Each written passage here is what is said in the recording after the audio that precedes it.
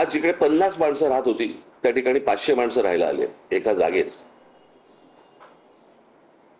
माणसं वाढली आहेत, त्यांच्या गाड्या वाढल्या आहेत, ट्रॅफिक वाढलाय आणि ते सगळ्या गोष्टी रस्त्यावरती आल्या.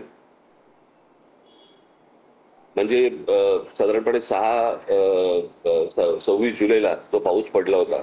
तो साधारणपणे काहीतरी चुकत नसेल तर काहीतरी 900 इंच वगैरे काहीतरी पाऊस एका दिवसात पडला होता. परवाचा पाऊस साधारणपणे 400 इंच वगैरे पडला. बरोबर ना?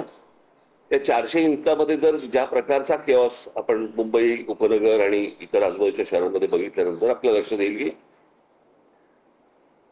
रस्ते कमी आहेत, ट्रॅफिकला शिस्त नाही, कोणी कुठेही गाड्या पार्क करतायत, काहीही चालू आहे. आणि अशा परिस्थितीमध्ये याचं जर उत्तर आता सापडलं नाही किंवा याच्यावरती जर समजा आता काम नाही केलं राज्य सरकारने, काय झालंय, आपण कबुतर, हत्ती आणि इतर गोष्टींमध्ये आपण इतके अडकलोय की या ज्या मूलभूत समस्या ज्या आहेत याच्याकडे कोणाचंच लक्ष नाही. म्हणजे लोकांना गाड्या पार्क करण्यासाठी म्हणून जे पार्किंग लॉट जे उभे करायला पाहिजेत सरकारकडनं किंवा महानगरपालिकेकडनं, काही केलेत नाही अशाला भागणे, पण लोक तिकडे जात नाहीत.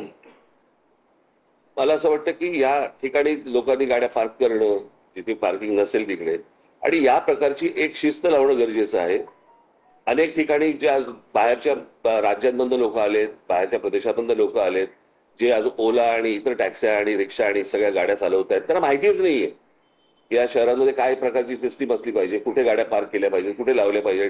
डबल पार्किंग करत असतात, नो पार्किंग मध्ये लावत असतात, कुठेही लावत असतात. आणि त्या दृष्टिकोनातनं मी एक छोटासा आराखडा आज मी मुख्यमंत्र्यांना दिला, त्या प्रकारे